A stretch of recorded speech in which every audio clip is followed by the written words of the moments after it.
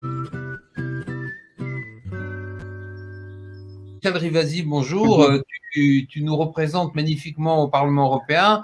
Tu nous avais déjà donné certaines vidéos où tu nous racontais tes péripéties pour avoir ces fameux contrats, où on te mettait dans une pièce où tu n'avais pas le droit de prendre de notes ni de photographier, et tu devais tout apprendre, des centaines de pages de contrats par cœur. En gros, on voulait pas que tu les lises, quoi. Dis-nous où tu en es. Oui. Ben écoutez, je vais vous raconter l'histoire de la saga des contrats, et c'est pas fini. Alors, j'avais proposé un PowerPoint, j'espère que vous allez pouvoir le passer, où je vous indiquais, alors grosso modo, quand l'OMS a indiqué que c'était une pandémie, l'Europe a voulu jouer collectif, c'est-à-dire que l'Europe s'est dit, on va faire des achats groupés pour qu'on joue la solidarité entre les États membres. Et notamment qu'on ne fasse pas la différence entre les pays riches qui vont acheter les vaccins et des pays qui sont moins riches et qui pourront pas acheter des vaccins. Et en plus, ça empêchera, je dirais, la jungle qu'on pouvait avoir, qu'on avait vu au niveau des masques, au niveau de certains dispositifs médicaux. La deuxième idée, c'était qu'ils voulaient avoir un portefeuille de vaccins. Et là, si vous pouvez passer le prochain slide, il y a eu plusieurs laboratoires qui ont été contactés et vous voyez que sur le prochain, normalement, il y a tous les contrats qui ont été donnés et notamment le premier, c'est le contrat AstraZeneca. Alors là, je ne le vois pas. Si, voilà. Et notamment le 28 août 2020. C'est intéressant le 28 août 2020 parce que l'Europe a signé avec AstraZeneca et l'Angleterre avait signé le 29 août. Alors, ça vous explique pourquoi il y a eu la guéguerre entre l'Europe et l'Angleterre. Donc, vous voyez, grosso modo, donc, il y a eu 6 contrats, AstraZeneca, Sanofi en septembre, Johnson & Johnson, Pfizer, BioNTech, CureVac et Moderna. Moderna, c'était le 4 décembre. Et vous voyez que ça a été des commandes, on appelle ça des contrats d'achat anticipé pour 300 millions de doses pour AstraZeneca, Sanofi 300 millions de doses alors que ils n'ont toujours pas de vaccin. Et puis ils ont fait le choix de Johnson & Johnson et Pfizer et CureVac. Vous voyez que c'était un peu moins de doses parce qu'ils n'avaient pas une confiance absolue au niveau des ARN messagers. Mais grosso modo, c'était le portefeuille. Et puis là, je vous ai indiqué les prochains contrats qu'on a signés et on a choisi ARN messager. Donc, on a choisi Pfizer pour 200 millions de nouvelles doses. Donc, ça fera un total de 600 millions de doses quand même pour Pfizer et on a un total de 460 millions de doses pour Moderna. Et alors, prochain slide, vous avez la chronologie des demandes de transparence du Parlement européen. Parce qu'on nous a fait voter à peu près, vous verrez, 2,1 milliards d'euros pour faire ces préachats et on a auditionné, grosso modo, tous les directeurs des laboratoires. Et très vite, on s'est aperçu que les labos ne voulaient pas nous donner les contrats. Donc, le 9 novembre, moi, j'ai fait une demande officielle pour avoir accès à ces contrats en disant on donne de l'argent public, il n'y a pas de raison que ces contrats soient opaques. Et la commission, notamment de la commissaire de la santé, Stella Kyriakides, nous a indiqué on fera le possible pour les avoir, mais c'est les laboratoires qui bloquent. Et la direction générale de la santé, elle s'appelle Sandra Gallina, nous a indiqué qu'après, ce n'était pas possible parce qu'il y avait ce fameux secret d'affaires et que comme on est dans le cas des négociations, on ne peut pas donner accès au laboratoire parce qu'on ne négocie pas de la même façon d'un laboratoire à l'autre. Donc, le 20 janvier, vous voyez, 2020, eh bien, avec 5 députés verts, on a fait une demande officielle parce que, si vous voulez, on nous a commencé à nous distiller certains contrats, dont le contrat CureVac. Alors, nous, ça ne nous intéressait pas tellement ce contrat puisque il n'avait pas été acté et il n'y a toujours pas d'autorisation de mise sur le marché. Mais pour avoir accès à ce contrat, il faut aller dans une salle dédiée où vous n'avez pas le droit de prendre des photos, vous avez juste un papier et un crayon et vous n'avez que 45 minutes pour voir un contrat qui est à peu près une centaine de pages. Donc, c'est mission impossible. Et vous ne pouvez même pas amener un expert juridique avec vous. Donc, c'est juste pour vous donner ce contrat et toutes les clauses qui nous intéressaient. Eh bien, c'était complètement biffé et raturé. Donc, tout ce qui était le prix, tout ce qui était combien l'Europe avait donné à ce labo, les conditions de sanction ou pas, s'il ne livrait pas, ben, on ne sait rien là-dessus et de la responsabilité. Donc, en plus, moi, je fais partie de la commission contrôle budgétaire et donc j'ai saisi la commission pour dire il est anormal qu'en tant que député européen chargé du contrôle de l'exécutif, on n'a pas accès aux sommes qui sont données à chaque labo. Donc, j'ai fait le forcing et puis vous vous apercevez après, sur la chronologie des publications des contrats, que à chaque fois qu'on intervient, à chaque fois qu'en plénière, on interpelle à la fois la commission, à la fois la DG, la Direction générale de la santé, alors ils nous délivrent les contrats au compte-gouttes. Alors, on a eu le contrat expurgé d'AstraZeneca, vous voyez, le 29 janvier. Après, on a eu le contrat expurgé de Sanofi, et puis Pfizer et Moderna. Et il a fallu que ce soit des journalistes italiens qui, par je ne sais pas quel hasard, mais ont sorti vraiment le 17 avril, donc vous voyez, il y a quelques jours, ils ont publié les contrats entiers de Pfizer et Moderna. Et moi, j'ai fait en parallèle, j'ai saisi la commission contrôle budgétaire pour qu'ils nous fournissent ces documents. Et ils ont donc jusqu'au 30 avril pour le faire officiellement. Alors ensuite, quand on a vu les 3 contrats qui ont été publiés, mais de façon illicite, par des journalistes, on s'est aperçu que sur la responsabilité juridique, eh bien, que si jamais vous avez un effet secondaire, eh bien, ce n'est pas les laboratoires qui vont payer, ce sont les États membres qui vont commander et qui ont commandé les vaccins. Donc, en fait, ces contrats organisent l'impunité financière et légale du fabricant. Et la société pharmaceutique ne sera responsable qu'en cas de faute intentionnelle ou de violation avérée des bonnes pratiques de fabrication. Ce qui veut dire que si elle fait un produit défectueux, c'est elle qui en portera la responsabilité, mais que si jamais il y a un effet secondaire grave, eh bien, ce sont les États membres qui vont payer. Et en plus, si jamais, d'un point de vue juridique, le fabricant va être attaqué, eh bien, les États ou la Commission va payer le processus juridique pour les laboratoires pharmaceutiques, ce qui est incroyable.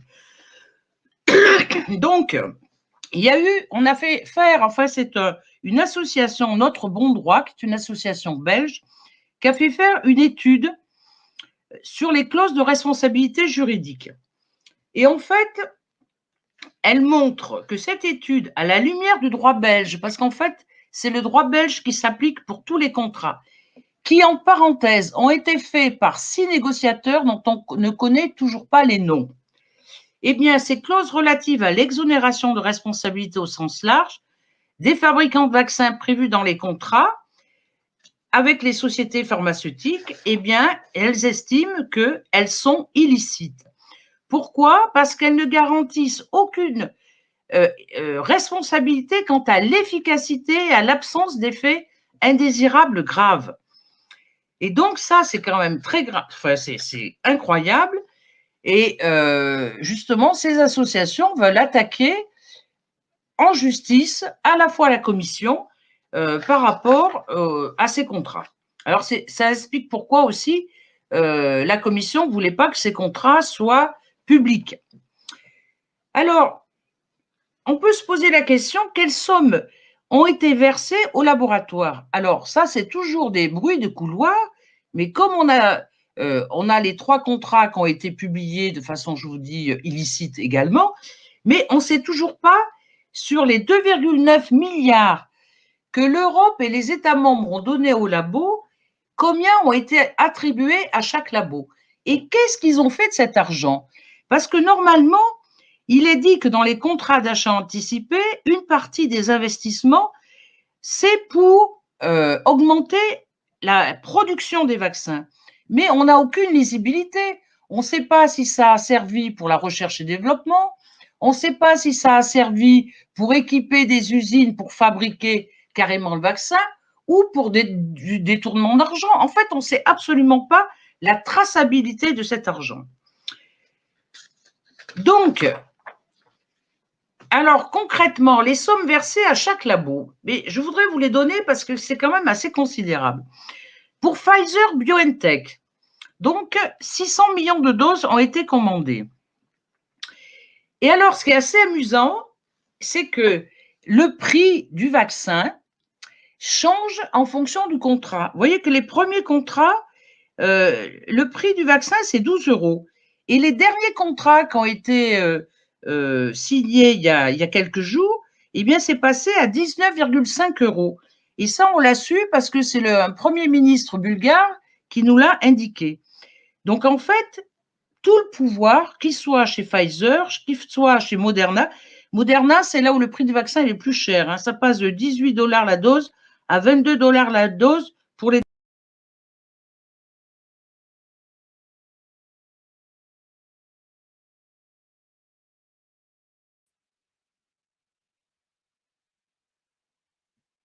On a perdu Michel à un moment passionnant. Absolument clé. Est-ce que Michel va nous revenir? Ah oui, on espère, parce que là, elle nous laisse dans le suspense. Elle nous a dit qu'elle ne savait pas à quoi servait tout cet argent. On a bien une idée à la fin des dividendes aux actionnaires qui peuvent être reversés. Elle nous a dit que qui allait payer les effets secondaires, c'était les États. Ça reste confondant. Elle nous laisse au milieu d'un suspense énorme et elle est là, elle va revenir. Elle va revenir, on l'attend avec impatience. Michel. Voilà, Michel, tu es là. Est-ce que vous m'entendez? Vas-y, continue. Tu nous as laissé un moment crucial. Alors, j'en étais à AstraZeneca parce que il a dit qu'il vendait ses vaccins au prix coûtant, donc c'est à peu près 2,9 € la dose, mais comme ils n'ont pas livré les doses comme il avait indiqué, notamment ils devaient livrer 300 millions de doses, en fait ils en ont délivré que 70 millions de doses, et j'ai appris aujourd'hui même, donc c'est tout récent comme info, que la Commission veut les attaquer en justice. Mais les États, et notamment la France et l'Allemagne, ne sont pas d'accord pour attaquer en justice. Et je pense que c'est que la Commission européenne qui va attaquer en justice parce qu'ils ont été très déçus par l'attitude d'AstraZeneca, qui a plutôt voulu livrer les vaccins à l'Angleterre plutôt que de les livrer à l'Europe. Et à l'heure actuelle, donc les nouveaux contrats, eh bien, c'est avec Pfizer. Alors là, les États membres ne sont pas très contents parce qu'ils disent qu'on met tous les œufs dans le même panier, parce que Pfizer va redonner des doses, mais surtout, c'est eux qui vont, grâce à une nouvelle agence européenne qui va être créée, qui s'appelle HERA, fabriquera les variants. Et les États ont critiqué la Commission en disant que, voyez, on choisit que Pfizer, et que ça risque de poser problème. Voilà, et donc ça vous indique aussi.